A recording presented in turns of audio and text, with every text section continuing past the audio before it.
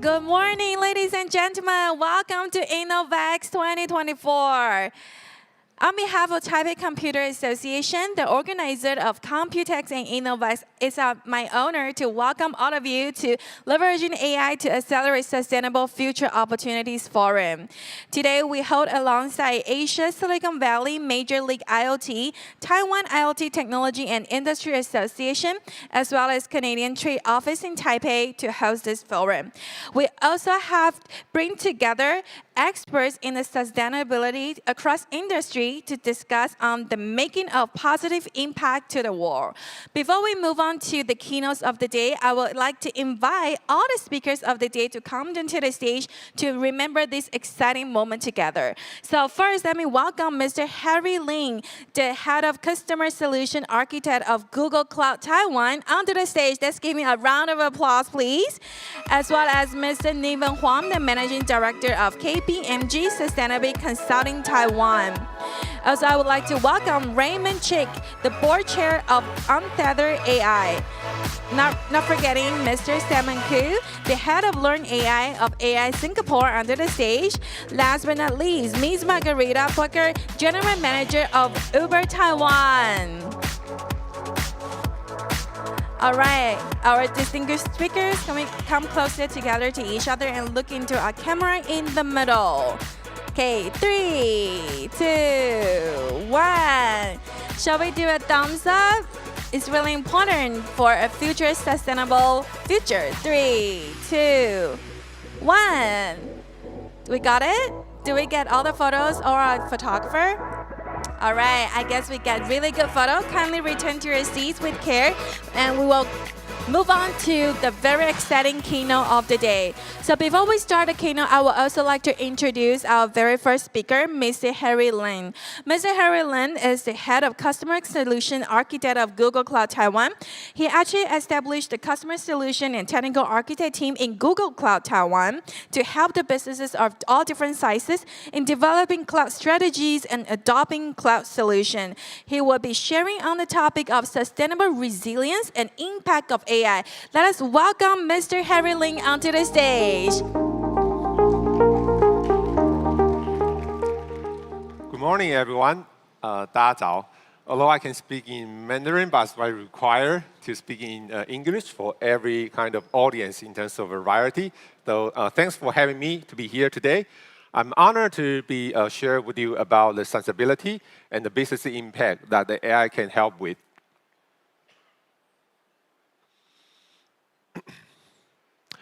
We all see that AI will be the next wave, or I should say the ongoing wave of the technology paradigm shift.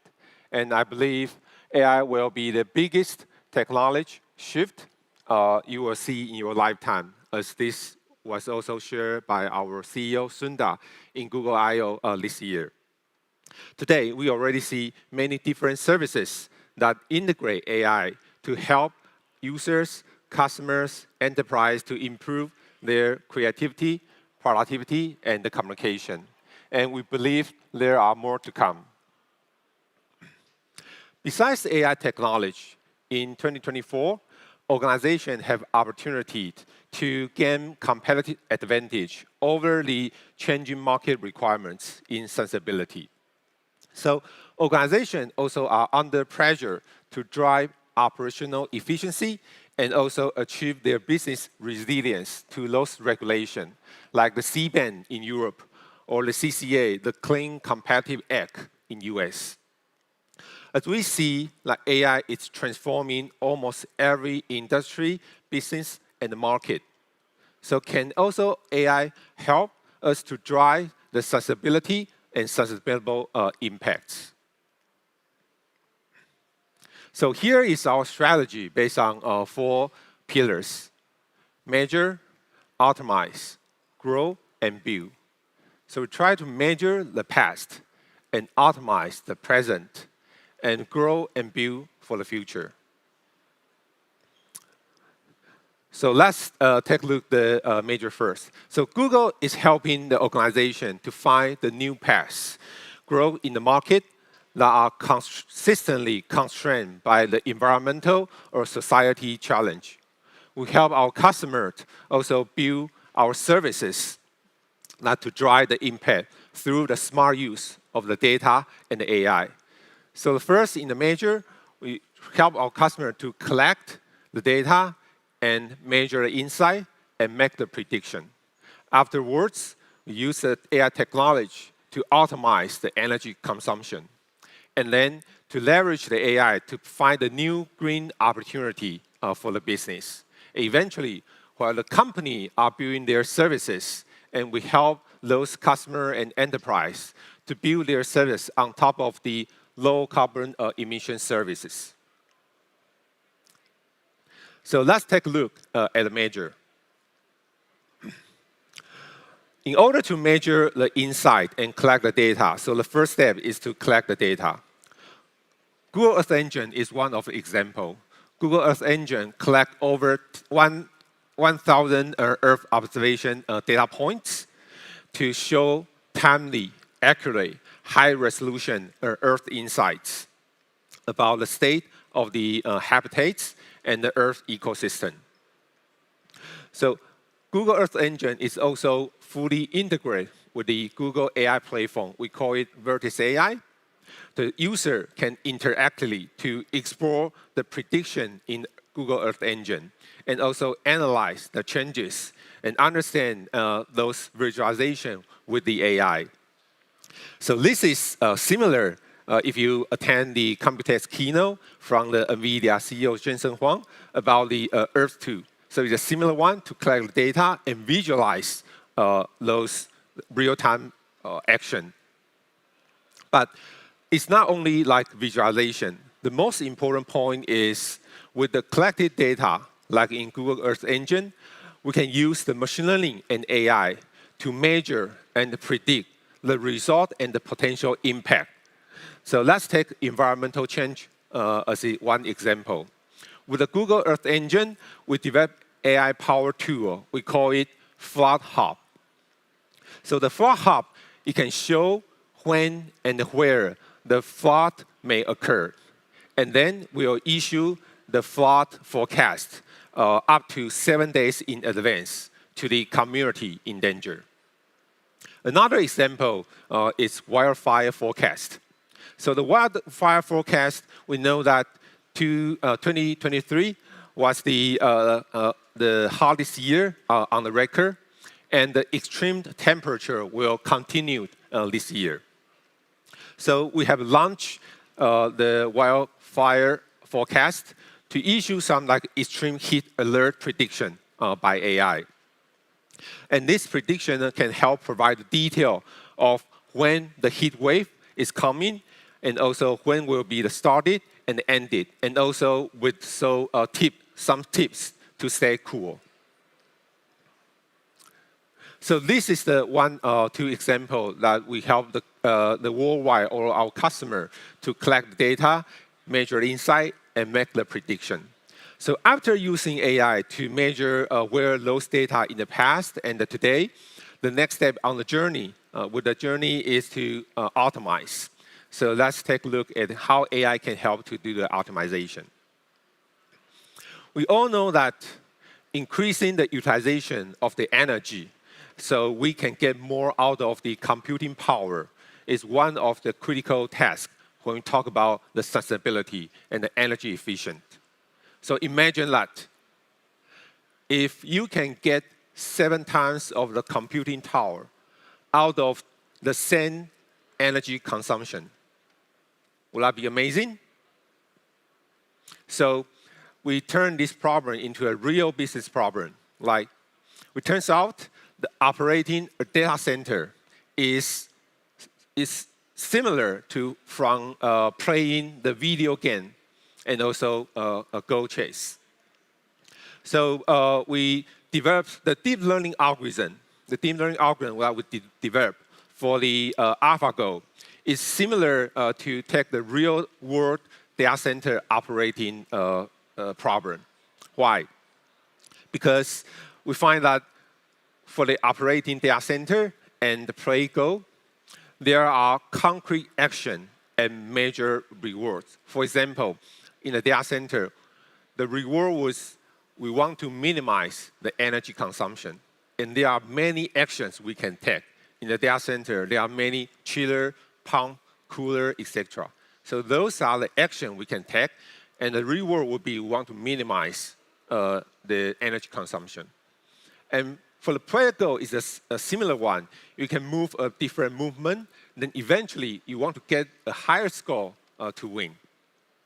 So to help you imagine the scale of this problem, you can think, for example, you can think about for a small scale of the data center, if it has a 1,000 equipment, and it has the over like 100 set parameter and set points, then the total permutation of the combination would be the 10 to the 10th of the power permutation. So for the large scale of the data center, it could be over hundreds of thousands equipments and also over 100,000 of the parameters. So the scale is over like a trillion or unlimited possible action you can take. So how do we know what the configuration is best for the data center? You cannot just try all of these combination and permutation, right? So this is where AI comes into play. So we developed the AI optimization algorithm and cooling control. The first step, so every 5 minutes, the AI service pull a snapshot from the data center cooling system, and as represented by the physical sensor parameters. And this information is fed into the AI model, which predicts the future energy efficiency and also the temperature based on the proposed action. And then the AI model select the optimal action that satisfy the security constraint and also minimize the energy consumption in this data center. Eventually, those optimized actions are sent back to the data center. And the local data center system will apply this action accordingly. And the best part is once you apply a new action, the data center would act. Then you can observe the new data center like temperature and the reaction, collect this new data, feed in back to the AI model, and then retrain the model to provide a better, more optimal action in the future. So this diagram here shows our trailing 12-month average falling energy saving from the 10% to the 30% once the AI model, the machine learning model is turned on. So we can see the potential of the AI here because we know that the rules and heuristic, they don't get better over time, but AI does. AI will also adapt to some changes to the environment without needing to reprogram the control system. The improvement over time is exactly what the type of things that we needed for the AI energy infrastructure. So the blue line you see here, you see this is the data we collect and for the training. So the more data you collect and train, the more effectiveness the AI model will perform. PUE, power utilization effectiveness, is calculated by the taking total energy used in the data center and divided by the energy only used for computing. So that means for every watt of energy used for the computing, how many extra energy is needed for this data center or facility. For example, like cooling, all of the control stuff. So for us, the data center only need the 10% additional energy for everything else. So the average PUE of 1.1, you see it's like additional 10% energy you need to operate the data center. So it's around like 30 to 40% improvement compared against the typical enterprise data center. So this is how those AI optimized algorithms and control systems can help us to drive more energy efficient. So with AI-powered capability, we are able to optimize the energy consumption and to drive more computing power out of energy. So our effort really paid off So as this diagram, you can see the data center are twice as efficient to other typical data center. And we also increase our computing power 7 times from the same amount of the electricity we consume compared against the 5 years ago.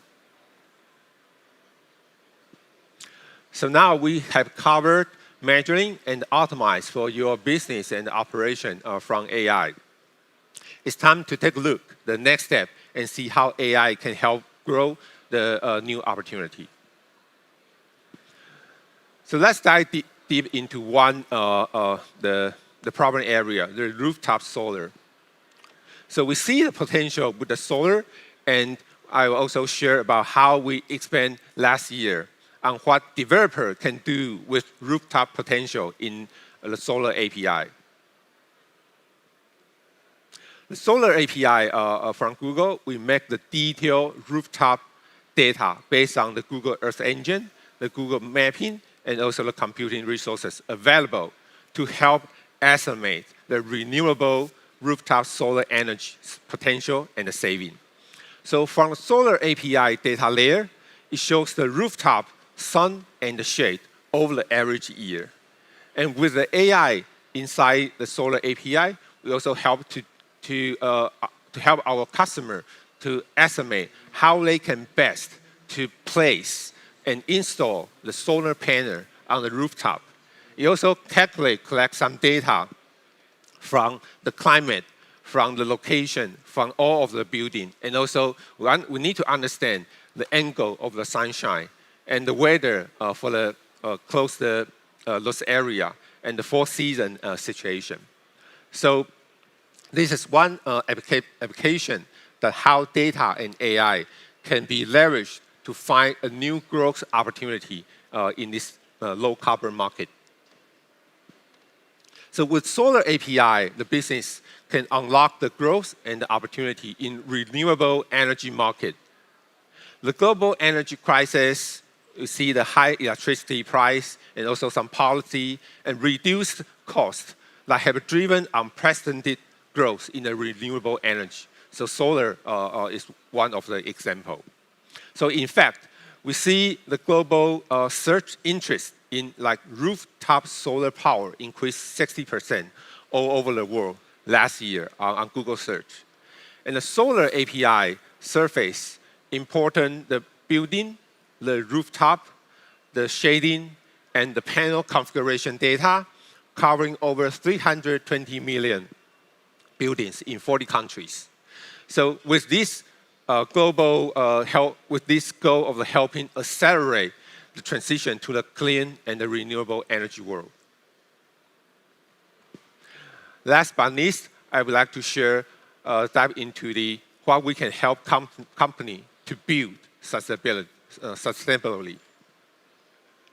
So while your company's developer are building the new application, and you also want those applications running on a low carbon footprint environment. So with the business, so that you can measure, you can report, and also reduce the carbon emission generated by the service that your company is running on. So the Carbon Sense suite enables the enterprise customer to accurately track and visualize the organization's carbon emission of the service you are running on, and also provide the insight for action via those dashboard and report. So for example, using Active Assist and also Region Picker, it can help you to optimize the key input, like the price, like the carbon footprint. So you can choose where the service you want to run, as well as minimize the carbon emission that the service running on the different region, and also the service you are choosing. And so each of the Google Cloud region has different source of energy, right? We understand in the globe, the energy utilization and the availability is different worldwide. So the region's green energy utilization is also different. So this tool can also help you understand what's the best green energy utilization that you can choose to run your services. And also with AI, we also leverage AI to do one active recommendation for our users. So imagine that if you are running over thousands of VMs and computing resource, then how do you know if any your computing resource is under utilization? For example, if like hundreds of VM is running under 20 or 30% computing utilization, supposedly you can reduce those computing spec. Reducing those computing spec means you also reduce the energy consumption and reduce your the carbon emission footprint. So with we call it AI-based recommendation, we can help our developers and users notify them what is your computing resource which are underutilized, then also recommend the actual spec that you can reduce the computing spec and also reduce the the carbon emission. So we talk about many use cases that application to leverage AI to do sustainable and resistant impact. But one more thing I would like to share with everyone is without making the AI itself sustainable, how we can build the sustainable future on top of AI, right? So with responsibility built in by design, we run the risk that the benefit of AI will not be realized. So responsible AI is very important. Responsible AI helps us make better products, improve our customers' engagement, and grow all of this energy consumption or green world. So here are 7 core AI principles that in Google, we ask our service and development we need to review and required. So I will not read all of these principles, but in short, we want to build our AI machine learning service and product that are safe, unbiased, and with highest scientific excellence that can be used and the benefit to the society. So this is one of the examples, the digital watermarking. Digital watermarking is one of the examples that will make the AI responsible. With the prosperity of the Gen AI, you already see many AI-generated content on the internet, no matter it's the text, the video, the audio, the image. So in some worst cases, this AI-generated content will be used in a malicious purpose, like the scam, fraud, or some false rumor dissemination. So we need to make the AI responsible for the content it generated. The digital watermarking is powered by a DeepMind Synth ID. So embed some footprint that for the humankind, you cannot see it.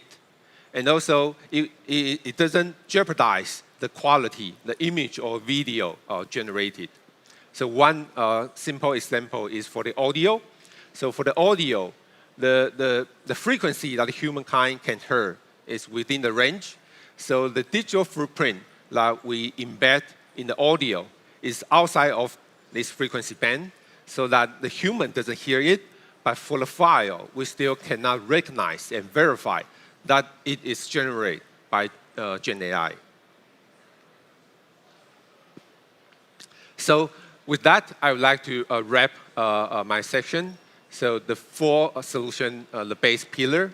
So how we can leverage AI to measure the insight, make the prediction, and also leverage AI to optimize all of your energy consumption, and leverage AI to find out the growth and the build the new green opportunity. With the emergence of the AI, there are many applications and the services will be powered by AI and make it more efficient, effective, and also sustainable. So we will be going to touch every aspect of our human life. And there's never been a better time in the AI golden era. So I see the best way of the leverage AI to make the world better, sustainable, resilient is ahead of us. So let's work together to make it happen. And thanks for your attention. Thank you. Thank you so much, Harry, for your insightful presentation to walk us through how do we use AI to build a sustainability future that optimizes energy and resources across different industries. All right, up next, our keynote speaker is Dr. Niven Huang. Before inviting him onto the stage, I would like to introduce him. He's the Managing Director of KPMG Sustainability Consulting in Taiwan. He also has 16 years of experiences in Asia Pacific for promoting CSR, ESG, sustainable reporting, sustainable finance, and carbon management. Let's put our hands together to welcome Dr. Niven Huang onto the stage for a keynote speech on ESG solutions with impact. Give him a round of applause. Good morning, ladies and gentlemen. It's my pleasure and honor to be invited to give today's keynote on the topic Digital with Purpose to Deliver ESG Solutions with Impact. It is also a very good honor for me to participate Computex InnoVEX because I have been on this stage for a couple of times. And this is my background. Now I'm based in Taipei, working for KPMG. And since 2010, and I have been working on the sustainability challenges in Asia Pacific. In the last couple of years, I was the former head of ESG KPMG Asia Pacific. Just to follow Harry's presentation, he introduced that Google right now is providing so-called digital water marking solution to their clients. For KPMG, we are also doing the new service. We are delivering the ESG watermarking service to our clients. Why? If I ask you, what does the planet, the current status look like, and what is our future? 1 decade, 2 decades, 3 decades later. I think a lot of business community cannot well perceive the second trends. Now we are facing a very, very constrained future. If we look at the climate change, within 5 years, there is the opportunity more than 66%, almost 70%, then we will touch upon the global warming, the temperature warmer 1.5 degrees centigrade. Within 10 years, then we will periodically, more than 50%, touch upon 2 degrees centigrade warmer. So that means the extreme weather event will impose a very, very incredible impact to our planet. So we might face the dilemma that there might be very few opportunity for us to survive after 50 years later. So we are faced the carbon constraints. And then because of the nature resource depletion, we are also faced a very serious problem that is the so-called resource constraints. So Computex has organized a very awesome exhibition for all of us to witness the latest modern technology, but no power. If I unplug every super company in this exhibition hall, nothing is going to happen.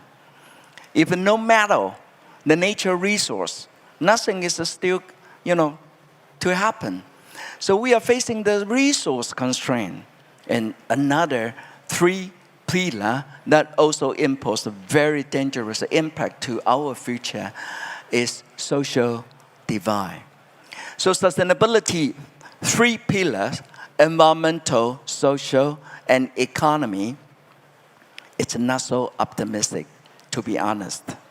I have been in this field for more than 25 years, and then I witnessed all of the facts and trends based on our global risk monitoring and then the global sustainability development fact and trend. Now we need a paradigm shift. What kind of paradigm shift? In the past, even up to now, all of the business operation and also technology development is based on the financial driven only. So that is the so-called the EPS mindset. earning per share, right? Now we need to shift from EPS to ESG, but I just changed the term, EGS. EPS versus EGS. One is financial, short-term, tangible, only focus on shareholders' value. But the another one, EGS, is long-term and non-financial, intangible, and focus on stakeholders. We are running out of time to working out the dilemma we are facing in environmental and social and economy. How business can take the response, take action and action corresponding to these kind of pressing challenges. We gotta adopt the responsible use, responsible resource use, and then we gotta also take the climate action. A lot of people, business leaders, they claim, oh, it's going to spend a lot of money for us to take the climate action. But inaction cost is much, much higher because the extreme weather events will deliver very incredible impact to our business world. And then we also need to focus on a lot of human rights, that is especially including the working condition issues. No matter what kind of operation, what kind of action we have already taken, then we also need to be transparent. We need to disclose what have been done, what have not been done. So another major issue is no money, no talk. We need capital to invest in the modern new technology to change our manufacturing process. And then also very important is to deliver, to influence our customer and consumer. So responsible production and consumption, then everybody got to work together. So we need to reallocate our capital. We need financial sector to support us to really make the paradigm shift possible. Then transparency is very important because we are running out of time and everybody got to think about what kind of responsibility you need to take. But what is the future look like if that is so-called sustainable? We already touched upon constrained future is not sustainable, but what is called sustainable? Sustainable means we need to have a new energy, we need to have a new mobility, we need to have a new building, new production pattern, and we need to have a new material. Because BAU, business as usual, doesn't work anymore. In the past, up to now, more than 150, capitalism make us, the fact is constrained future. So we need to change. The change got to start from the material. So that is the fact that we face that the plastic need to be controlled, need to manage, need to minimize, need to be even eliminated. So we need new material.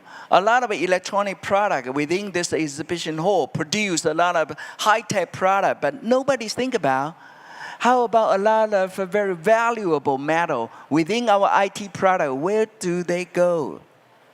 They become electronic waste. Who take care of that? If we want to dig out more metal from the ecosystem, but right now we are running out of metal from the ecosystem, how all of a high-tech company can survive? So we need material, but material need to be changed.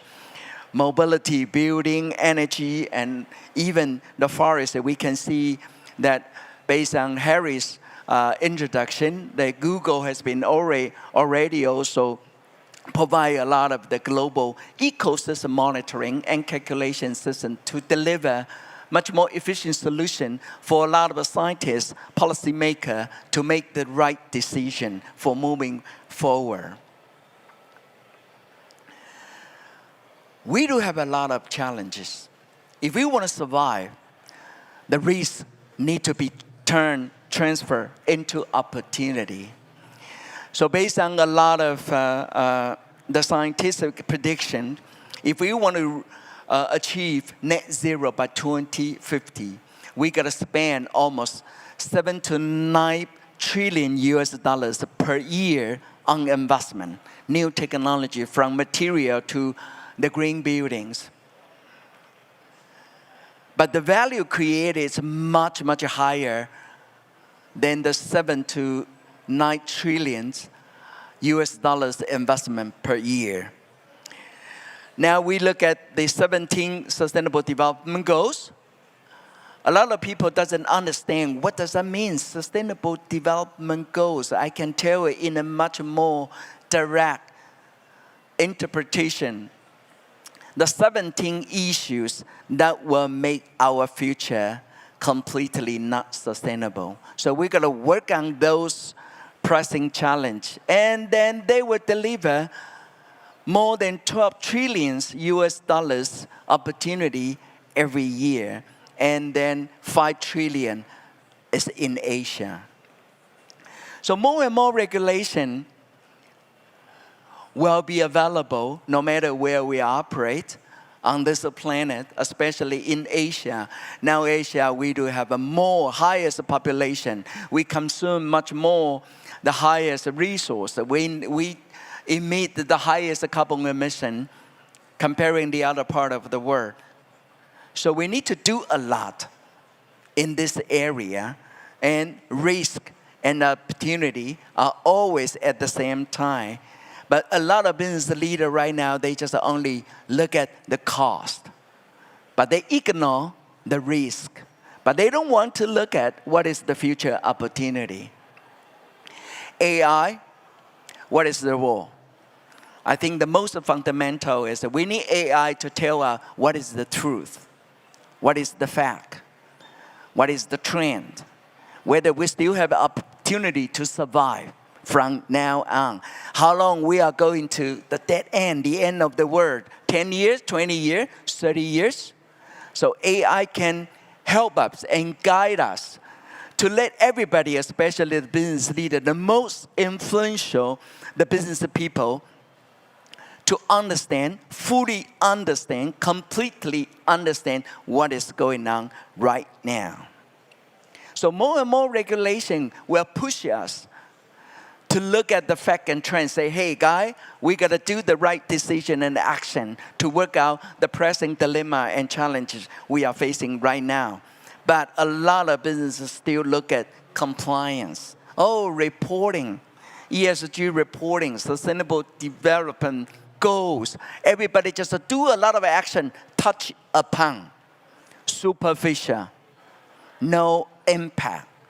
The whole world, ladies and gentlemen, in terms of social and environmental aspect, the whole world is still getting worse, much, much more. Today, it's much, much more worse than yesterday. Now, it's more worse than 10 years ago. So we got to be very, very take it serious to look at the fact and trend right now, not just only compliance. The compliance is touch upon. We cannot turn the getting worse trend become getting better, but we need to get it better. And within a short period of time, the big impact seems we gotta turn it over completely. Then we are going to have hope. Not just only for our generation, but the coming generation on this planet. During 2020 to 2023, everybody, every one of you, we have already witnessed unexpected but infectious virus, COVID-19, make the whole world shut down. The virus, you cannot see it. The virus, you cannot touch it. It is not a missile. It is not a geopolitics issue. It is you cannot invisible virus, but that make the whole world lock down. Lockdown means what? We need to survive. We need to open our economy. Otherwise, nobody can survive. But if you want to, again, to control, to manage the virus, we need vaccine. We need medicine, pharmaceutical. But you can see now the COVID-19, the virus is still variant every day. But we need to have a different kind of vaccine different kind of medicine. The medicine got a needed from biodiversity, different species from the mother nature. But our business operation, our BAU business model, already make a lot of biodiversity distinction.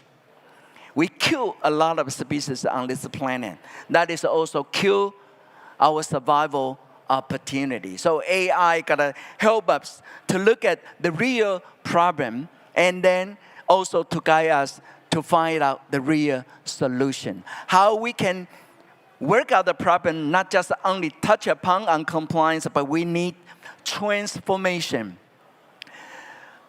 I have already seen what does the future look like if that is so-called sustainable.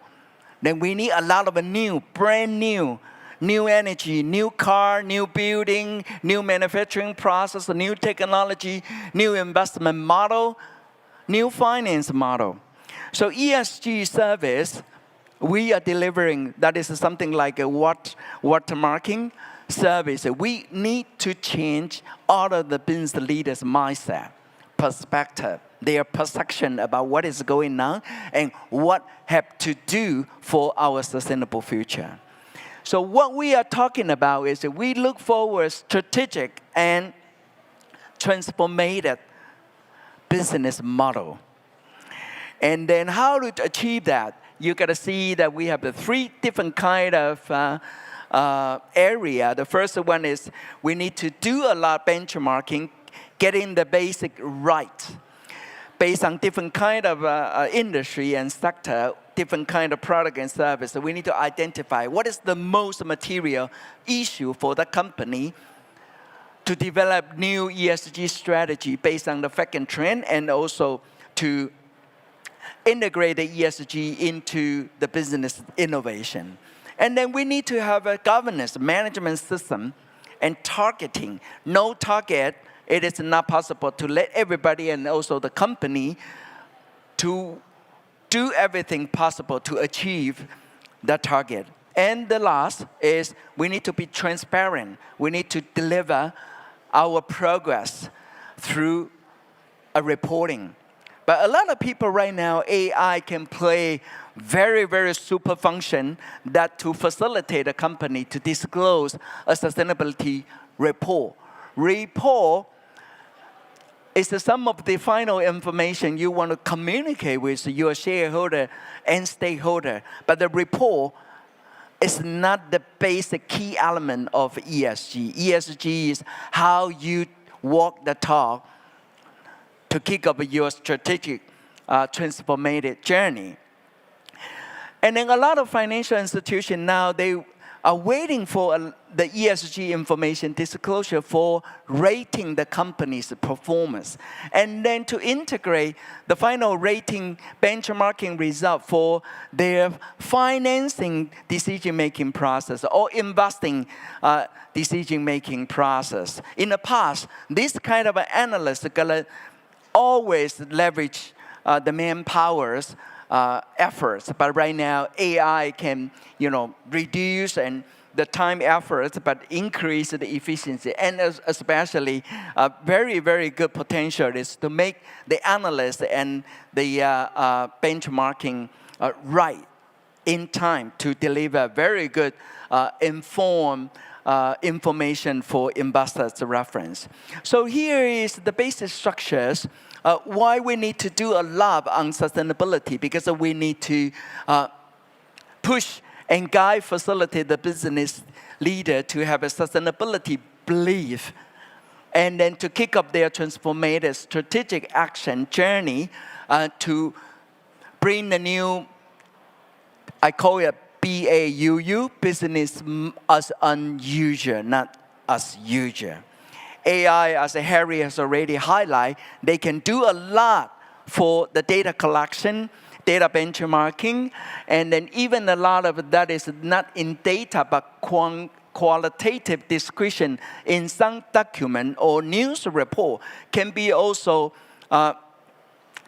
adopted by AI technology or analysis methodology for delivering some of the outcome, very informative for further utilization of those information. And then different kind, I'm not an AI guy, but I have worked with a lot of AI guys, including our internal expert, that we need to do a lot. But very important thing is I would like to use this slide. The company would like to work the talk on ESG and sustainability. You need to kick up the process. I call it something like an ESG cycle. Assessment, strategy, transformation, implementation, measurement, reporting, and assurance. For every step, AI can play very, very important role, very potential function to guide the ESG subject matter expert to leverage the outcome for moving forward. I believe that because in the more and more globalization, now by leveraging the digital utilization, then no matter which the company we operate in which part of the whole world, then we can always leverage our website to disclose a lot of information. So AI can help us to benchmark a lot of competitor or clients or some different kind of sectors leader to let us know what will be the best measures or strategy we can leverage on. And then the financial sector, I have already emphasized no money, no talk. So financial sector will leverage a lot of outcome based on the AI, the analysis outcome for investment and finance decision making. So in the past 10 years, the data disclosure and benchmarking analytics for those kind of need for guiding the capital market for making the right decision to invest or support a company that can deliver very good, impactful solution for our sustainable future. But now those dilemma, AI can facilitate us to work out those kind of dilemma and then to make everything possible. But we still have a lot of concern, just like Harry's introduction. Whether we can have a very good collaboration between two kinds, AI guy and ESG guy. So I call it subject matter expert, SME. And then AI will also consume a lot of energy, so carbon emission will be much higher. But the outcome answer, whether that can reduce the energy and carbon emission, also much, much higher than the energy consumption and carbon emission. That is one very important fundamental question for us to think about it. And AI ethics, whether we can also not just only touch upon superficial, we need impactful. So how to demonstrate the effectiveness that the AI solution can really facilitate the business to make a really, really impactful solution to turn the getting worse signal to becoming more better. So ladies and gentlemen, I think we would like to take the final opportunity that we need to perceive what is going on right now for the whole world development. It is not optimistic, to be honest. But we need to try to do everything within a much shortened period of time to do the right thing because we are running out of time. Sustainability, I don't want. I also advise you, we cannot make it become something like fairy tale. We want to walk the talk, to make it grounded, to really help us and guide us to our achievable, sustainable future. Thank you very much. Thank you so much, Dr. Huang. Thank you once again for your presentation and walking through how important right now is the sustainability risk and then how we can use AI to create positive impacts. Up next, I would like to welcome our next speaker, Mr. Raymond Chick, and then give a brief introduction about him. He's the board chair of Untethered AI from Canada. And Raymond is really active in the global startup ecosystem. He serves as the Hot Tech Investor Network's advisory board as well as entrepreneur entrepreneur in residence at Venture Lab. He is also the venture partner at Network VC. So let us welcome Mr. Chick onto the stage to deliver a topic of sustainable semiconductor solution for AI compute. Let's put our hands together to welcome Mr. Chick from Canada. Good morning, everyone. Can you hear me? Yes, I think you can. I'm very excited to be here and honored to be sharing some of my thoughts about sustainability in semiconductor and AI, how they interplay together. My name is Raymond Chick, co-founder of Untether AI. We do AI accelerator chips in a very, very power-efficient manner. But before we dig into the topic of my discussion, I'd like to give you a bit more of, tell you a bit more of who I am.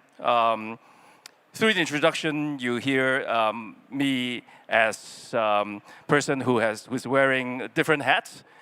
I started my career as a trained electrical engineering doing chip design.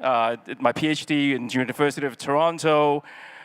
I'm highlighting a company called Capic Integration that I started 15 years ago because that was where Untether AI was incubated. And we spun off Untether AI in 2018. And over the course of Capic Integration, actually, we spun off 2 other companies too, which I'm not going to talk about today. My other professional hobbies include angel investing, being a mentor in Venture Lab, and also chairing the advisory board of a hard tech investor network. So I split my time between chip design, entrepreneurship, and angel investing. Okay, I call myself an angelpreneur, an angel, entrepreneur, engineer. So you've heard a lot about lately semiconductor and AI all over the place, and all this InnoVEX and Computex and all over the world. And why is semiconductor so critical for AI development? In my opinion, it's because developing AI algorithms and models, you need a lot of computing power. And semiconductor provides the chips, as you know, the GPUs of the world, now powering AI. And you need processing power, you need memory and storage. And also, in recent years, a lot of companies like ourselves and Tether AI are designing and offering more AI-specific chips that is potentially more power efficient to run AI workloads. There are obviously environmental challenges associated with semiconductor, especially in manufacturing, first of all. In semiconductor fabs, you're going to see a lot of high resource consumption. It's got chemical pollution, hazardous waste coming out of the fab line. So those are some of the environmental challenges that we're seeing in the semiconductor manufacturing world. And once the chips are built, you deploy to data centers, servers, and then you run the AI workloads. And everybody now knows running these AI workloads consumes a lot of power. As Harry has already mentioned, in Google Cloud, they are doing a lot of great stuff in managing how to reduce energy consumption in data centers. But that's one of the biggest environmental challenges. In fact, what Untether AI is trying to contribute a little bit to ease that down. Since I'm a semiconductor guy and I'm an engineer and basically a nerd, I'd like to talk a bit about a semiconductor industry overall, but not mostly focusing on the compute side of things. To me, the semiconductor industry has basically started when the first transistor is demonstrated in 1947 at Bell Labs. That was just before Christmas. Fast forward about 15 years, this is the world's first transistorized pipeline computer in 1962, designed in University of Illinois, Urbana-Champaign. And you see that picture, this whole computer rack is kind of like a data center, but it's a computer. built with discrete transistors, not integrated circuits yet. The reason I'm showing this picture is because I actually physically was touching one of the modules of this computer last month in a special event commemorating the passing away of the lead designer of this ILIAC 2 computer, Professor Casey Smith, which spent rest of his career at University of Toronto, where I did my study. So I was taught by him. My microelectronics career basically was inspired by taking his third-year electronics class. So I was very excited to be able to see that particular specimen. And 6 decades later, which is now, what you saw in the ILIAC 2 had 55,000 transistors, discrete transistors.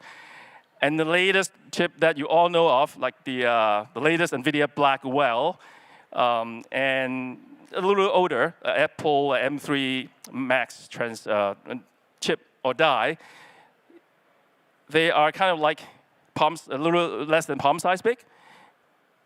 Each one of them consists of 10 billion transistors, or not 10 billion, 100 billion transistors. Can you imagine that?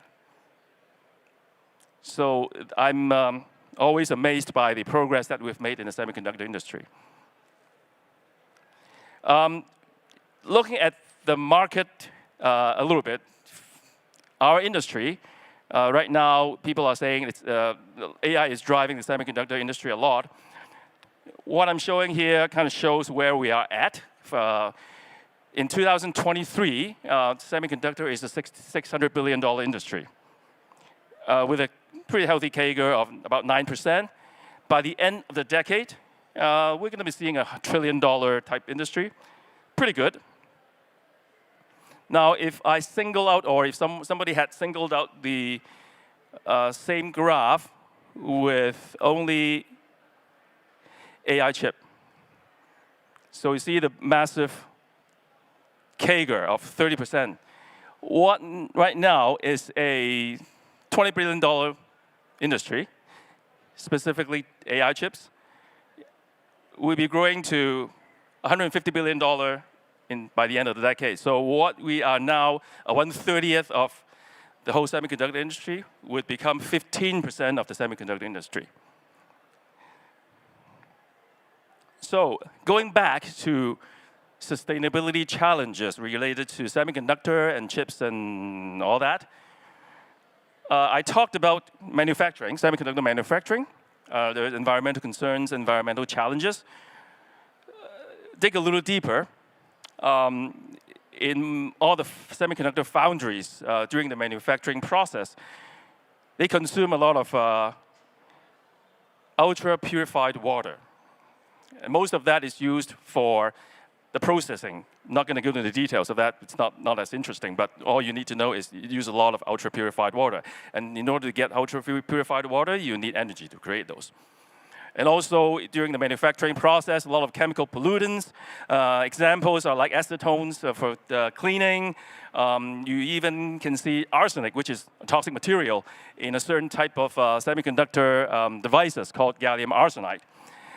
This is typically used for millimeter wave and microwave applications. And last but not least, as we are all talking about nowadays, energy, electricity consumption of making used within these fabs. Now this graph is something that I've seen from a keynote address by AMD CTO Papermaster in a design automation conference a year and a half ago. I thought it's a good visual to share with you. It shows vertically the energy consumption of compute. Obviously, the horizontal axis most of the time is showing timeline. The green curve up there indicates the world's energy production.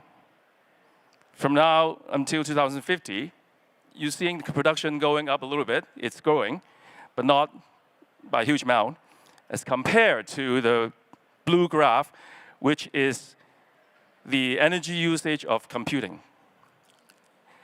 And you see, right now, we are on a sort of exponential growth because this plot is logarithmic and vertical axis. So what you see as a linear growth really means an exponential growth.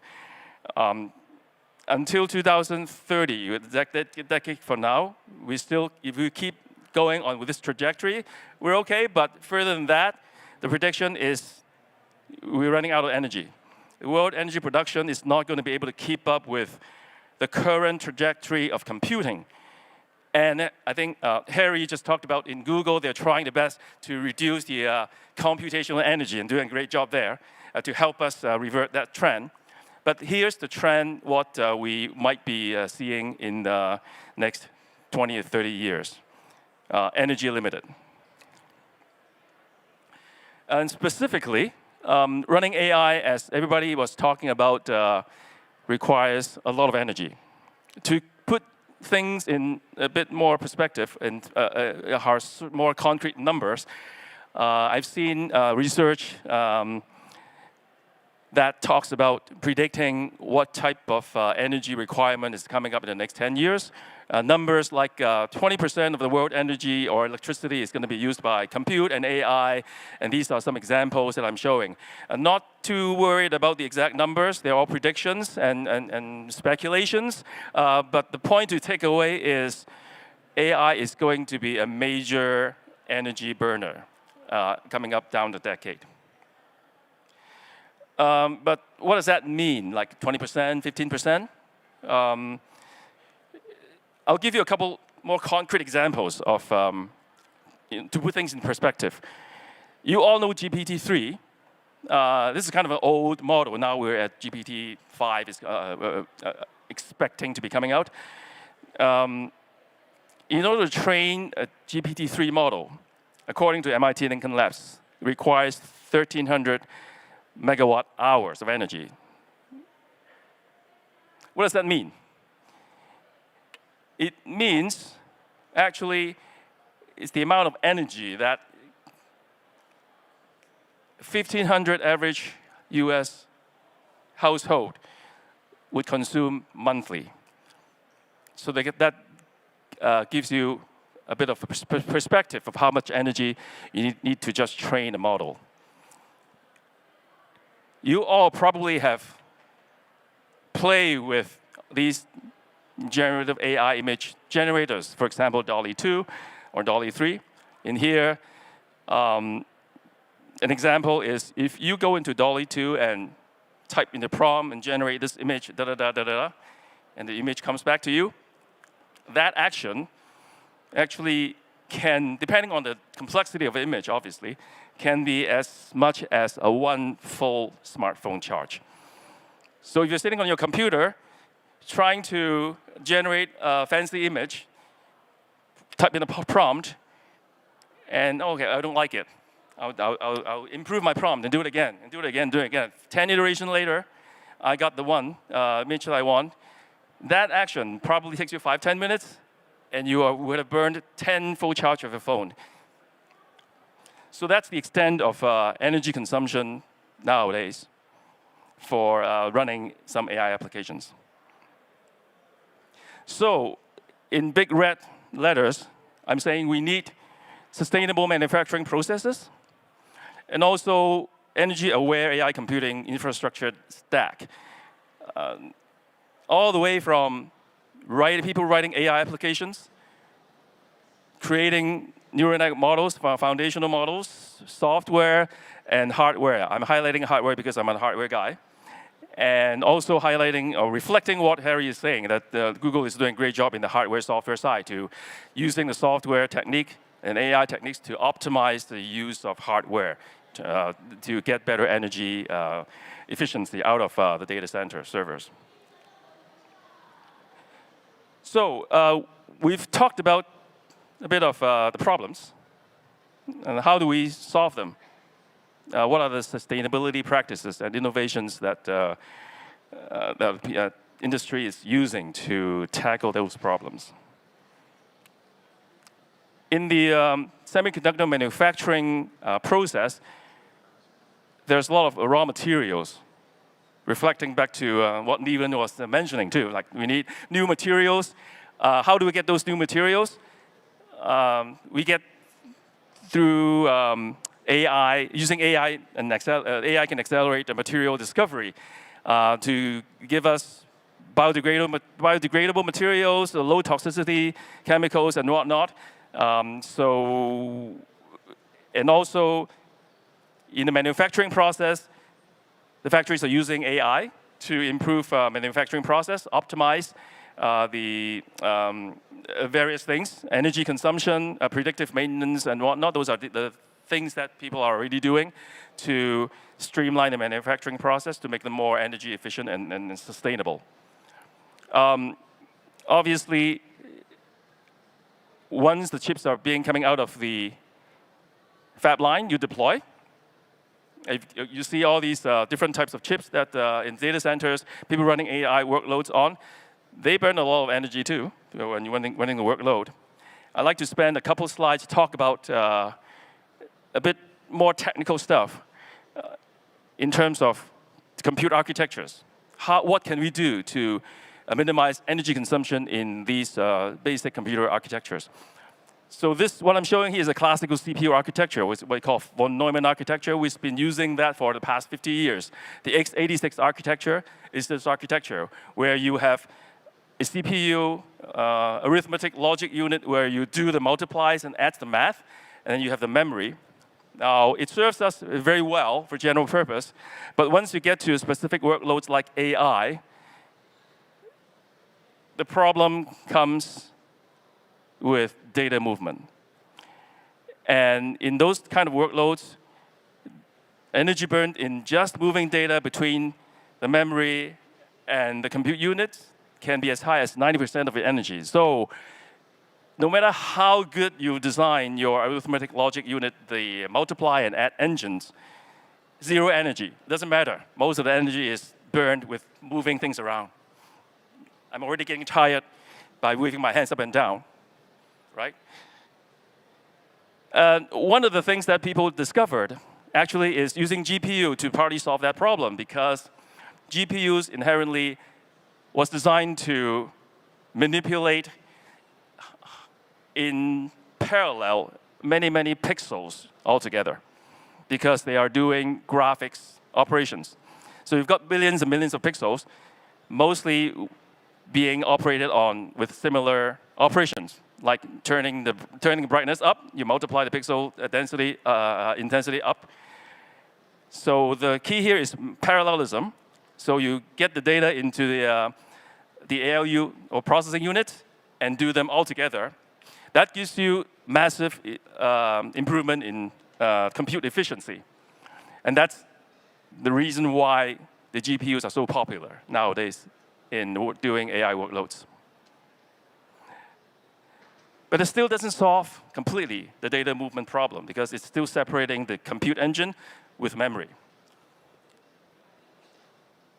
So in the recent 5 years or 10 years, a lot of companies like ourselves, startups, are trying to figure out ways to move the compute engine actually into the memory.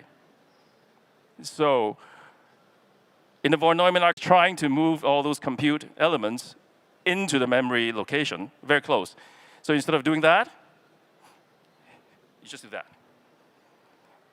Much lower energy, much more energy efficient. And this is now being sort of branded, that class of a computer architecture is being branded as a near memory, in memory, or in Tether AI's case, we call it at memory compute. But the idea is similar. Minimize data movement to maximize energy efficiency. And that kind of idea isn't a new idea. My co-founder and CTO, Martin Snellgrove, who used to be a professor at U of T, had already done research around that topic 30 years ago. So that was his patent about bringing logic, computation very close to memory. But it was ahead of its time, if you will.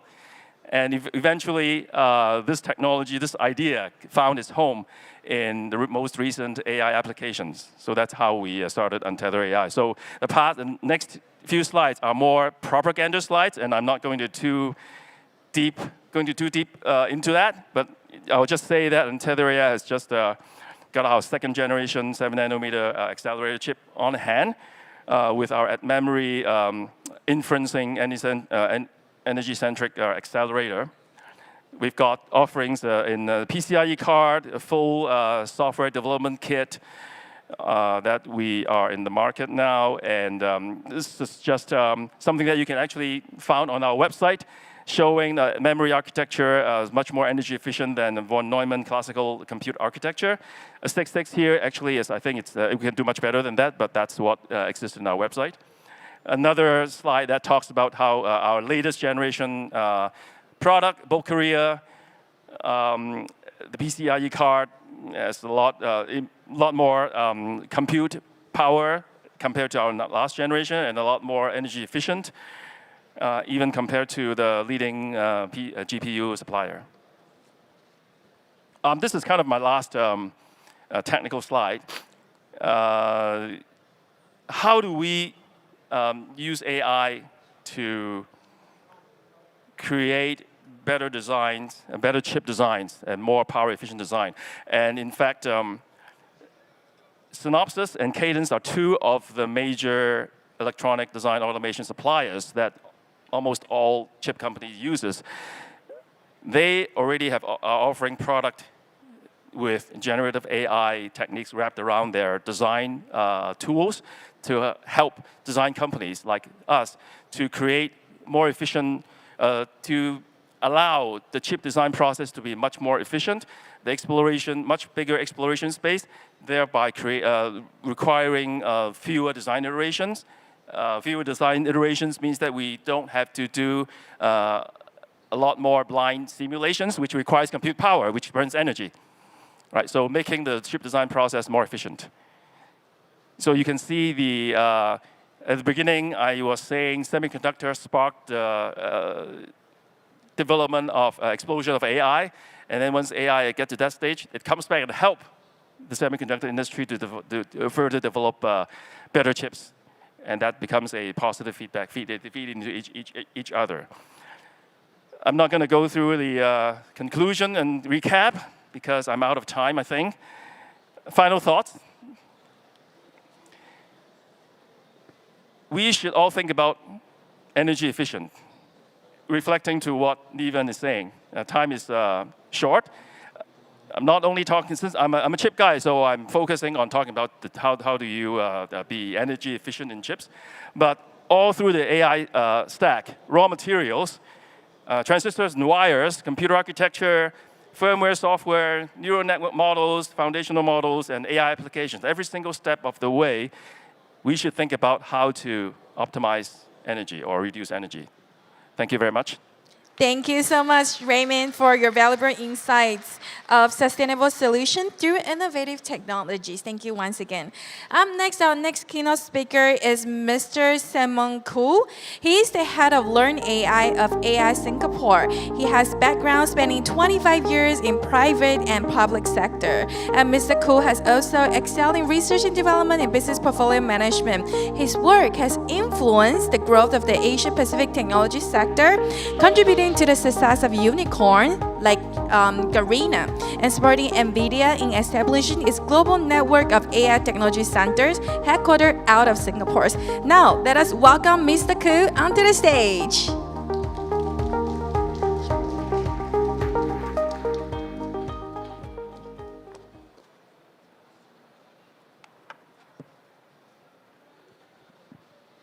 Good morning, everyone, and thank you, MC, for the introduction.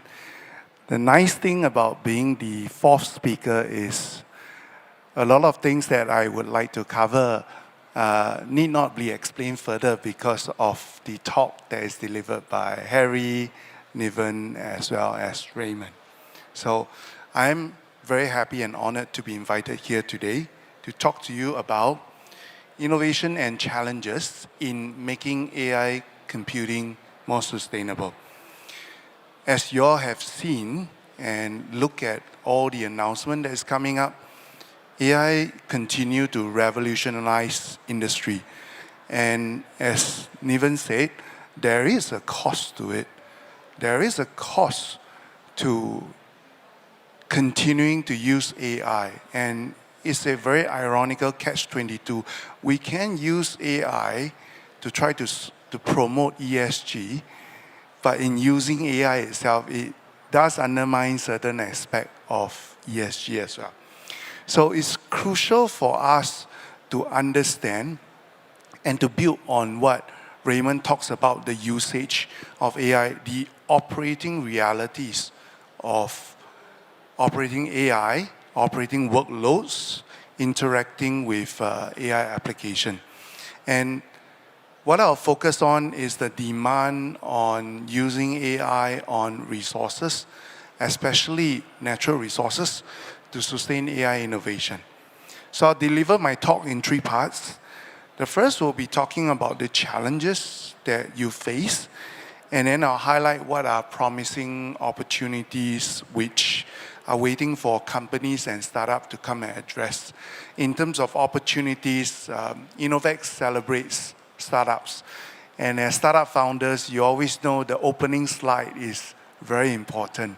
So what I've put together are catchphrases, which I hope can help you to point towards attracting investors, attracting more companies to work with you. And then finally, I'm from AI Singapore. It's the National Program Office of AI.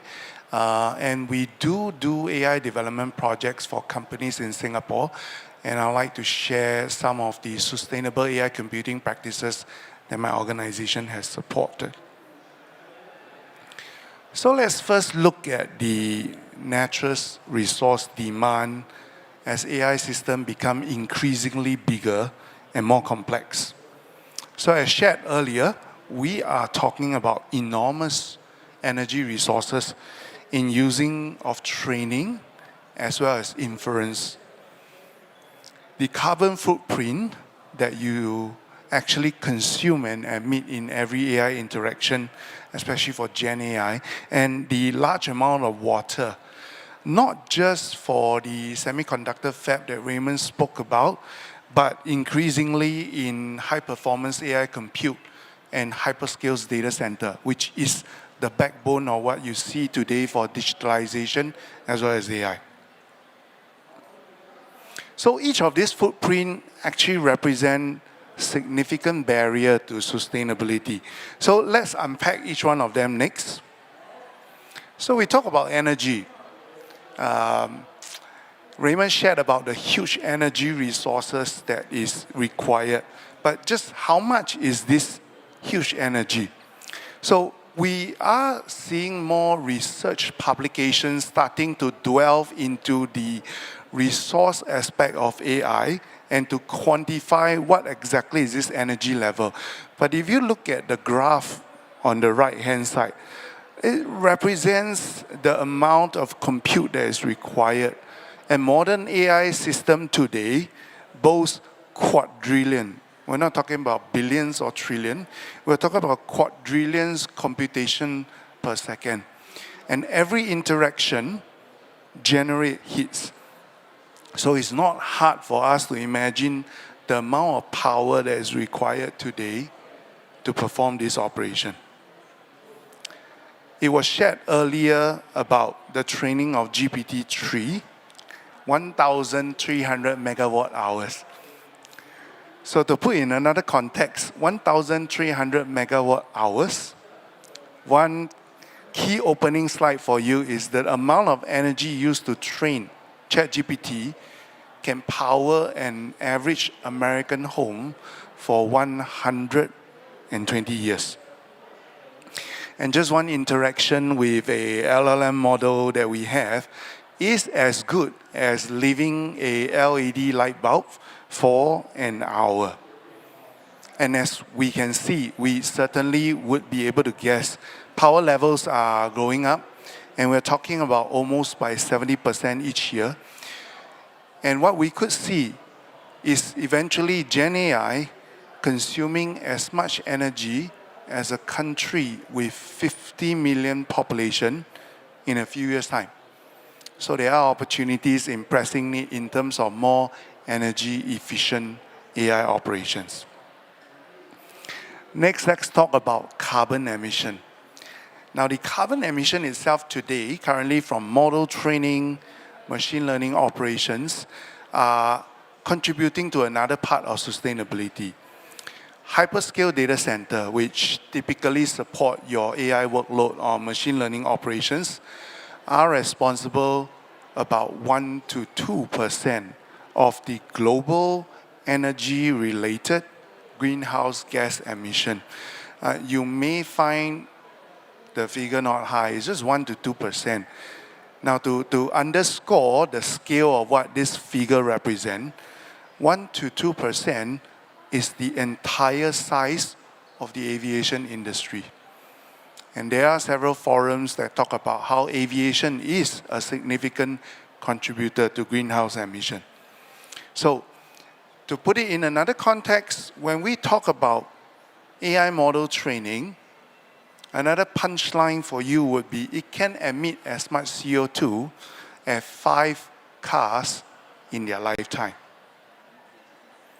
So lastly, let's talk about water footprint.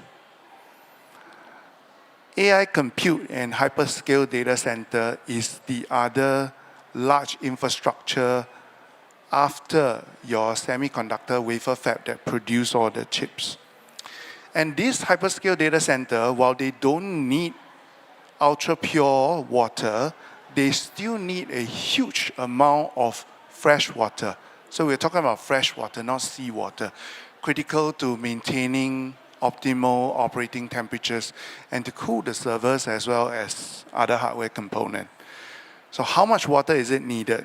In context, training an LLM will consume about 700,000 liters of clean water, and that is the figure that was published in a paper for GPT-3.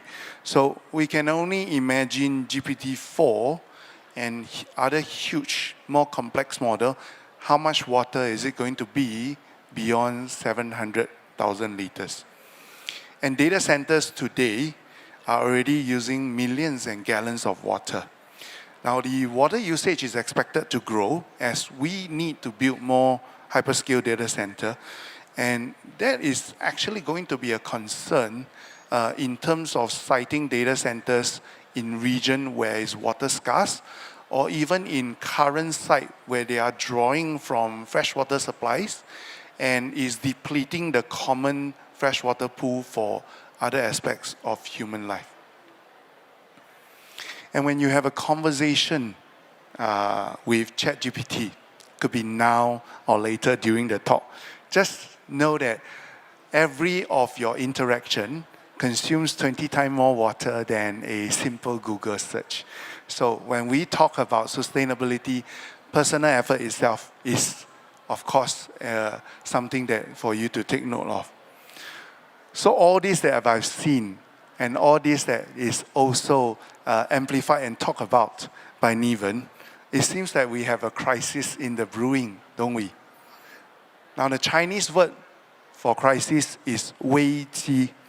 And as the saying goes, 危中有机, 化危成机. So we can see increasingly there are scale and scope of the challenges that come with more AI. It is going to happen. But what does it mean? It also means that we are actually seeing more clearly what are the problems waiting to be solved, what are the constraints waiting to be overcome.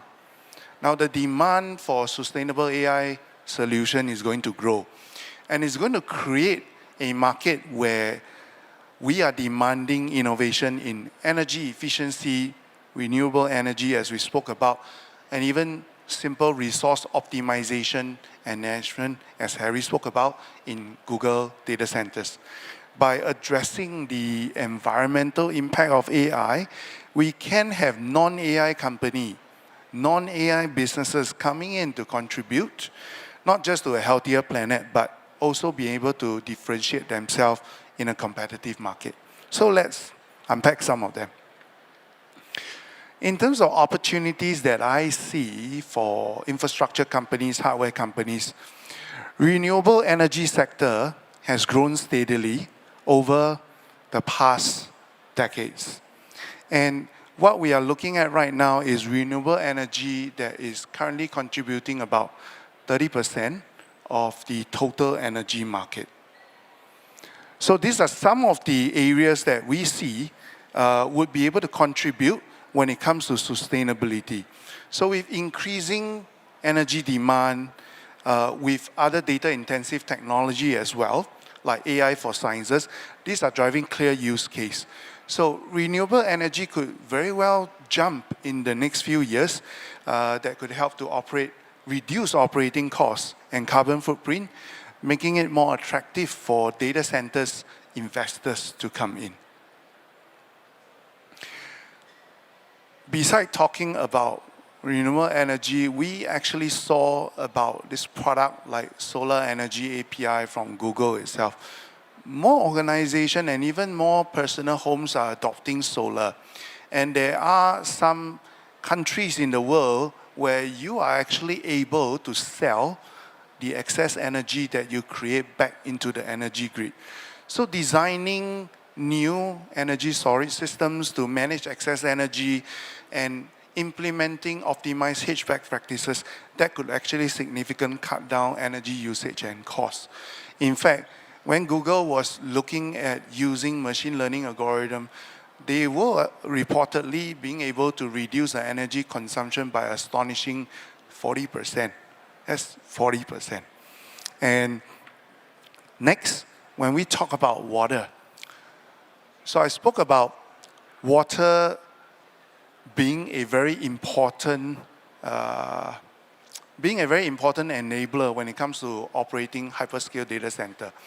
Water is something right now that you cannot artificially create, at least not easily. So we'll be talking about water recycling and water reuse solution, and even desalination processes that can help to address the high water consumption. And this actually could help to open up new revenue stream as well. And lastly, as we build more hyperscale data centers, or that we have an opportunity to design the future centers as well as the high performance compute from ground up to minimize energy footprint, to build efficiency right at the beginning itself, and that could drive significant operating cost benefit over the long run. Certainly when you are required to site this type of new centers in areas that is already resource scarce. Let's move on to technology solution provider then. Tech providers can also benefit from the challenges of sustainable AI, and we do see a few profitable opportunities. The first is designing of faster and more efficient algorithm. Now, not only does it increase performance, but it also reduces the inference costs. Today, when we talk about AI, it's not just about the model training, but it's about using it in operations, and that's inference. And when you talk about inference costs, being able to reduce it means that you are also reducing your operating costs, especially when you're running on cloud environment. Optimizing task scheduling, and that's something could significantly reduce compute demand. Again, for those who are offering solution in edge computing, that's also another factor for you to reduce operating costs. And when we talk about model design, model compressions like precision data type, these are still good for overall compute demands lowering as well. And finally, this is the easiest to understand. You have seen progressively new chips, new solution, new architecture coming up. And what we are looking at is this becomes highly desirable in today's demand for high performance compute. So companies in the tech space, if you are able to crack some of these challenges itself, there are market opportunities for you to enter into. So I want to quickly share about AI Singapore. I mentioned we are a National AI Program Office, and one of the mandate of AI Singapore is to become the national engineering hub for companies that is operating in Singapore. It is quite expensive for companies to dabble into AI if they are non-tech. Expensive to hire their AI team, expensive to also even figure out and operate. So AI Singapore has a program that actually works with any companies to build deployable AI solution within a 7 months turnaround period. And because of what we do, at any point in time, our engineering team back in Singapore would have 8 to 10 AI projects running simultaneously. So we have implemented several sustainable practices. Our hyperscale data center has received a green mark for its design, which actually includes specialized cooling and power management system. And we were able to achieve a PUE of less than 1.2. We also repurpose hardware, working with Meta Facebook. Instead of buying new hardware, we were able to collaborate with them on 300 OCP, which they generously donate to us. That also actually help us to reduce our environmental footprints itself. Now, besides operating our own hyperscale data center, we do work with partners like Google and Microsoft Azure. Now, the good thing about working with this partner, as you can see from Harry's talk in the morning itself, they are heavily invested into sustainability practices. And when you work with this cloud provider, the innovations that they bring actually get trickled down into your everyday operations. And in a way, you are actually amplifying what they are trying to do for sustainability as well. And finally, when we talk about our the software tools itself, our platform engineering team uses a lot of Kubernetes, uses a lot of VMs to allow for dynamic scaling and resource allocation based on the real-time demand of our project. So we continue to try to use compute resources in the most efficient way. And to kind of wrap up and claw back some time, more AI is going to demand is actually presenting, clear and present dangers into sustainability. By identifying this, and we know the AI spring is on the next wave now, it is creating new opportunities for startups like yourself, for even non-traditional AI companies like infrastructure companies to come in to benefit from the AI spring. So by focusing on all these challenges, not just mine, but anything that you can see, you can actually tap on new growth, draw new capital investment, and of course at the same time, drive positive change. And startups, especially if you can create more efficient and more intelligent algorithm that reduce computation significantly, you will be able to win very much in terms of companies demanding for efficiency in terms of sustainability AI computing.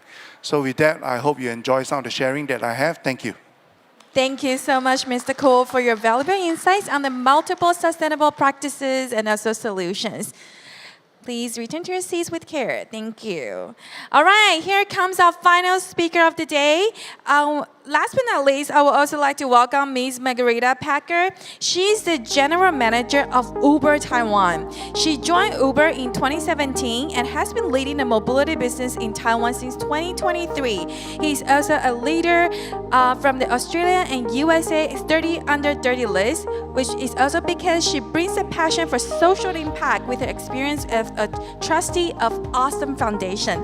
Let us welcome Ms. Margarita Packer onto the stage.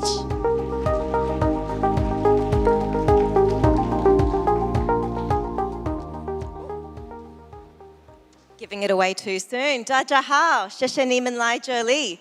My name is Margarita, and don't worry, there's no more Mandarin coming from me because Wajongwan Buhao. It is a real privilege to be here today. Thank you so much for the invitation. It's a bit of a change of gear to what we've been hearing about. I don't think I'm going to mention data centers at all, but it's such an honor to be here and such a topic I'm really passionate about. So, as you can hear, my voice is Australian, but I have had the privilege of calling Taiwan home for almost 18 months. And there are many reasons why I'm proud and excited to be Taiwanese now. But one of my geeky Uber reasons was that when I moved here, I moved to a country with a really strong and high quality Uber green product. So I think in anything sustainability, measurement and transparency is key. So I'm being very transparent here. This is my data. You guys can open your own app and you can see that you're a version of this data. You can tell it's mine because that little bug, I forgot to get rid of that. That means it's an Uber employee app. But as you can see, since moving to Taiwan, I've taken 193 Uber Green trips, and I have saved 26.5 kilograms of carbon, CO2. And what I love about this is I can really start to feel the tangible impact of this. So as it says on the screen, that's almost 130 meters squared of forest removing CO2, which I now feel a lot better about because Raymond educated me on how much water my ChatGPT takes up. And it's good to see I'm reversing some of that. I think most people here should know Uber. We are the world's biggest mobility platform. We're live in over 10,000 cities, 70 countries. I hope that's really relevant to many of you today. I heard that there's about 50 or 60,000 guests here. Can I get a show of hands who's visiting for Taipei for this? Mostly residents. Awesome. Look, welcome. Sorry about the weather. We are a transport app and we are aiming to be the one-stop shop for many solutions. I think people know about UberX, they know about Uber Black, but we're really trying to diversify because especially when you talk about the future of sustainability, it's not just electrification, it's also multimodal, it is also shared. And so as you can see across the world, we have things like auto. A lot of our auto rickshaws in India are actually electric. We have two-wheelers. In the UK, we have trains, planes, but it's certainly something that we're working across vectors. As you will also know, Uber Eats is our second large app. We're actually live in more cities with Uber Eats across the world, over 11,000 cities, which is certainly true in Taiwan. So the residents will know that Uber Eats is sometimes available where Uber is not. And we do that with the support and partnership of over 1 million merchant partners around the world. Together, we're at a pretty big, impactful place. One of the most proud things for me working at Uber is we have over 7 million earners earning on the platform every single month. It is such a privilege to know that we are helping single parents who need a flexible solution, caregivers who can't have fixed shifts. My own dad, he's actually a Uber driver back in Australia. But we have everyone from folks who don't have the opportunity to get an education to very educated people who are actually starting their own startups and funding those startups with Uber on the side. Those earners are powered by almost 150 million consumers who deliver over more than 1 million deliveries and trips per hour. And all that really is to give these earners earnings. So almost 17 billion in aggregate earnings in Q1, and for anyone following, you know that number's going up quite a lot every quarter, so it's already out of date, I just can't tell you the fresh one yet. Now, the challenge is we do not exist in a silo. This is not just about our business trying to help earners and customers and communities and cities move better. We exist in an environment. Some of you may have already seen a version of this slide. To use Niven's words, it's, the trends have not been optimistic. We have been in a drastic increase of climate emissions for many decades. And the nice thing, I'd say, the kind of positive side is actually it's been long enough and our technology is advancing so highly and our motivation is increasing that some regions, such as the US and Europe, are actually starting to reverse the trend. But for those of us living in Asia, it's not looking so good. My two homes are Sydney and Taipei, and I for work, I get these data points, I see these graphs, but I don't even need this. You can just feel it. In Sydney, as Harry showed, we've got wildfires, we've got flooding, and so we need that technology to predict it because it is ruining lives, it is taking out entire towns, families are losing loved ones, pets. In Taipei, last year, we had 31% less rain than the year before, which, for daily life feels nice, but that is not seasonal. And so I think in Asia, I feel deeply responsible and sort of more urgent about doing something here. then within this, the industries are performing very differently. So just as some regions are doing better, some categories are doing better. We have waste, buildings, manufacturing starting to reverse the trend, and that is so encouraging. But the one category that is still increasing, even in the US and Europe where they're making a lot of gains, is transport. And of course, transport is so much bigger than Uber. We're honestly quite a small amount of that. But when the problem is so big, I don't think any player, no matter how big or small, has the luxury to opt out. We all have to do our bit because it's such a hard problem to solve.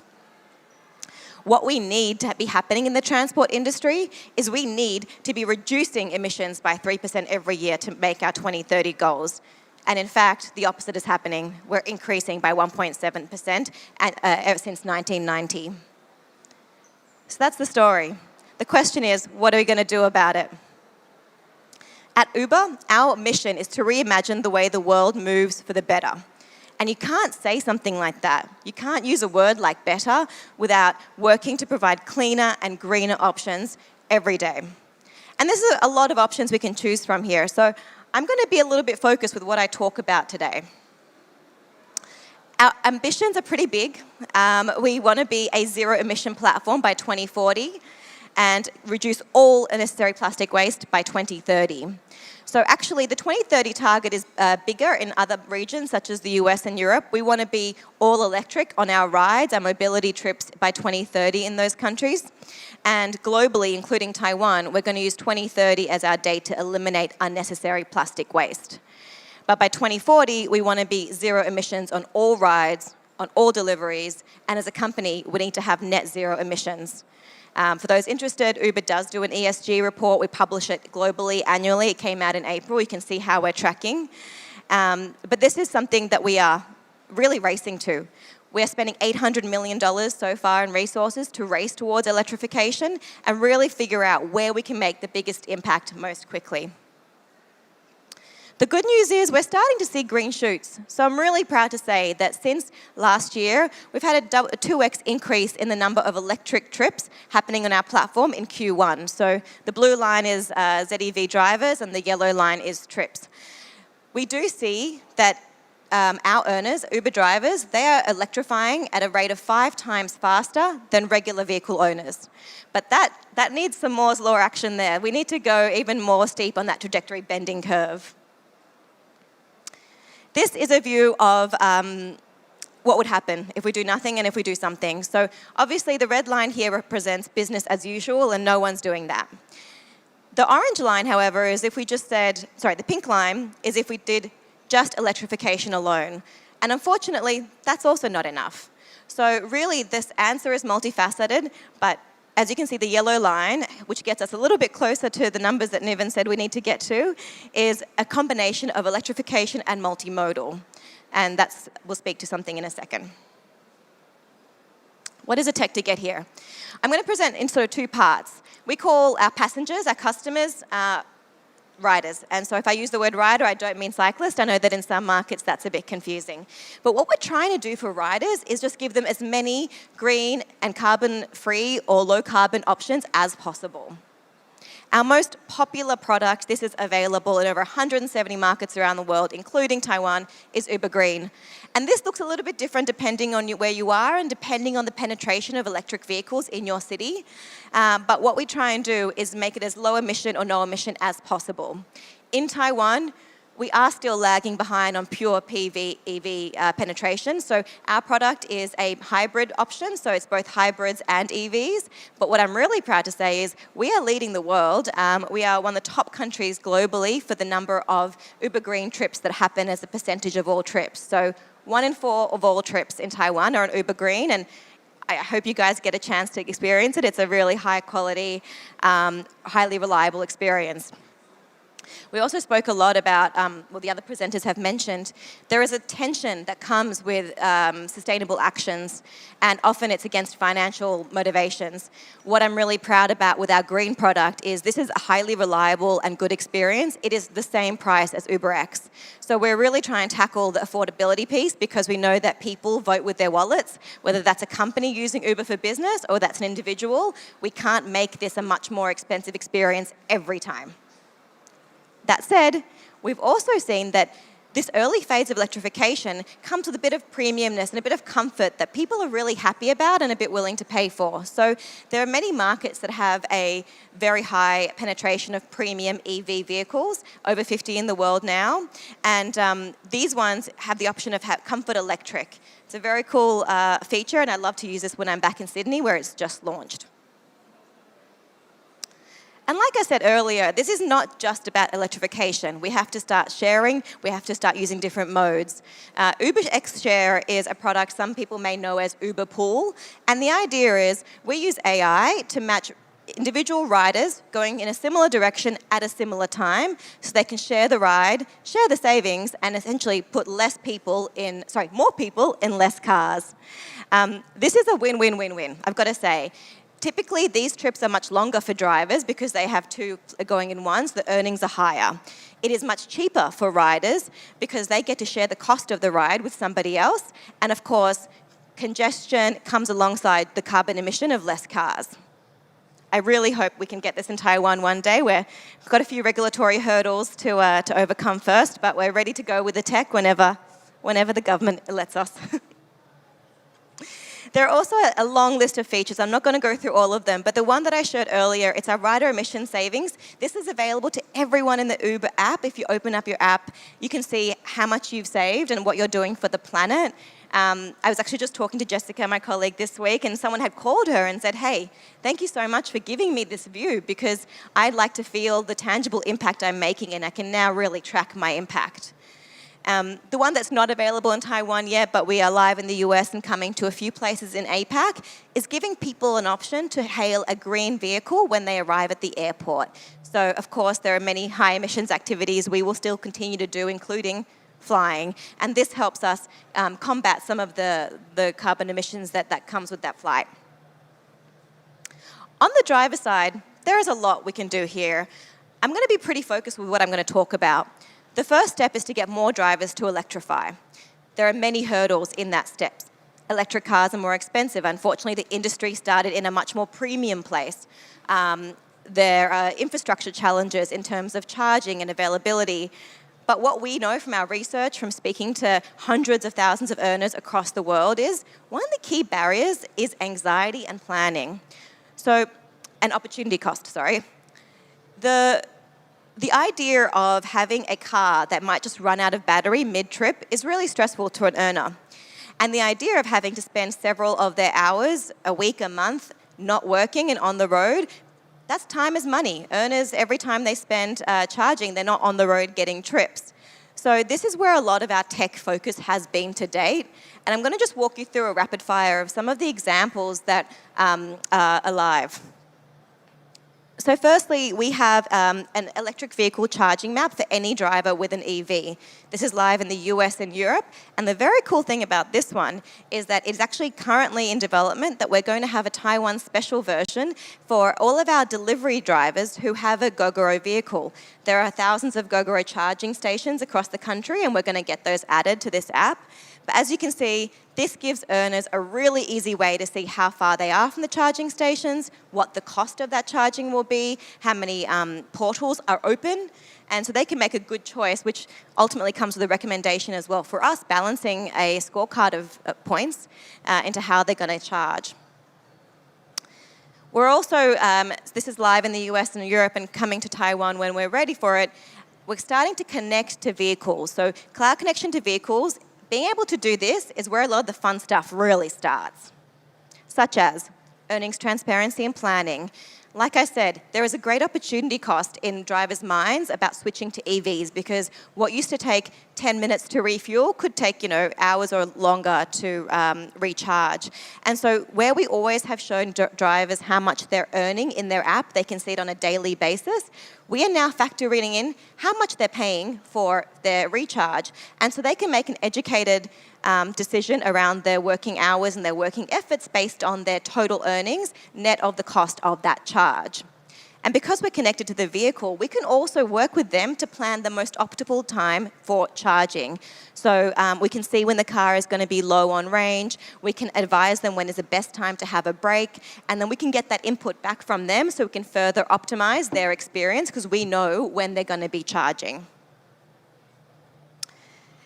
As they're driving, another key part of the anxiety is, sure, they can see that their battery tells them they've got 42% left, but what does that mean? Like, how many Uber trips is that? How long is that in traffic versus on the freeways? And so we are using our AI and our data to tell them what that means from an Uber perspective. So this driver, 88 kilometers left before charging, we estimate that's between 3 to 5 trips, and we're telling them that it is still good with their plan to charge at 3 p.m. based on the data that we can see. One of my favorite features is then battery-aware matching. This driver is now down to only 9 kilometers. We have very many trips on Uber that are much longer than 9 kilometers. And so you can imagine this person making a trade-off, like, do I risk it because I need the money, but then get stuck on a trip that I can't deliver? Or do I take the opportunity cost? Do I lower my earnings for today and preemptively charge, even though I might not need it for a lot longer? What we will do is we will only dispatch trips to these drivers if they can do that trip within the battery life that is allowed, and so we can ensure that there is no stress with them either being dispatched, accepting, or completing that ride. I was in Thailand over Chinese New Year, and we exited Thailand, so there's no Uber app in Thailand, and it's also, I love using our other rideshare apps around the world, and I had a pretty long journey. I had a 3-hour trip. And I was really excited to get a vehicle, and I booked an EV, and as the driver was approaching, he sends me a message saying, I'm so sorry. Can you wait for me 15 minutes because I need to charge? And I was like, okay, fine. I didn't really want to, but that's okay, I'll wait. This driver waits 15 minutes, he arrives 25 minutes late to my booking. I'm on vacation, I'm on island time, I can deal with it. But he gets there, and then we start driving, and about halfway through the trip, he turns to me and he's like, I'm so sorry. I don't have the battery to get you there. And we had to pull over, find a charging station, and wait another 40 minutes. As a rider, this was awful on every level. Number one, I was at this point an hour late. But number two, I felt so bad for this driver. He was so anxious. He went into the charging station. He bought me water and fruit. I felt so terrible for him. I didn't want to abandon him at this point because, this is his livelihood. He's trying so hard. And so all I kept thinking about is, thank God that Uber drivers don't have this experience. We're not going to do that to someone. So, super cool. And then, as mentioned, to get that map, we are integrating with charging providers across the world. And this is, again, really good because then we can use AI, not just human logic, but to recommend the best charging stations. So we tell them which one is the closest, has the most available spots, has the best prices, and the best types of charging. So they can choose our advice, but hey, humans are humans, and I don't think everyone agrees that machines are smarter yet. So some people will ignore this piece. And then what we can do on our end is, when they get there, we're very clear on how much time it will take, what the cost is going to be, how many kilometers they're gaining with this charge, and best of all, Uber is a platform. We have an Uber Eats business. We have, like I said, millions of merchant partners. We are then able to support the driver to make this a recharge for them, not just for the car. And so when they stop somewhere, we are looking to ensure that we can have partnerships with cafes, with restaurants, let them have a coffee break, let them have cheaper lunch on us. And so we're really trying to maximize that point of not keeping them off the road for too long. So as I said, we have started here, but we've really got a long way to go. I'm proud of one in 4 trips being on Uber Green in Taiwan, but really, I've only got a few years to make that 4 in 4, and not 4 in 4 hybrid plus EV, 4 in 4 hybrid EV only, so no hybrid. On delivery, I haven't spoken much about that, but I'll turn to that for a couple of minutes. We've already got 20% of all of our deliveries happening on electric 2-wheelers. And that is happening collectively over 90,000 partners across both platforms. I haven't touched on this too much, and I'm going to wrap up soon, so you're not going to get a lot on delivery. But I want to just give you a quick insight into our Uber Eats strategy here. With a 3-sided marketplace, we have a lot more options. There are lots of things we could and really would love to do across sustainability. And candidly, what we hear the most from both government and customers is they really want us to work on food waste. People see that, and they kind of believe that that's where Uber Eats can make the biggest impact. We believe in some ways that would be a little bit easier, but we think that would be lower impact.